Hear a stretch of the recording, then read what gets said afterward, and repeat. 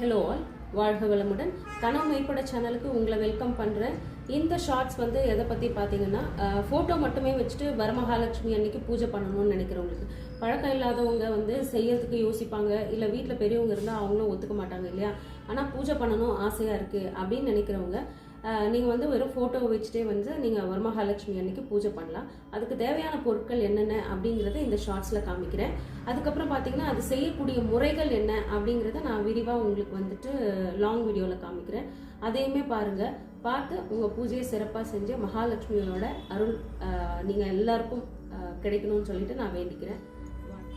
நீங்கள் வந்து பார்த்தீங்கன்னாக்கா உங்ககிட்ட இருக்கிற பூக்கள், பழங்கள் எல்லாமே எடுத்து வச்சுக்கோங்க. வெண்மை நிற பூக்கள், சிகப்பு நிற பூக்கள் எது வேணாலும் நம்ம போடலாம்.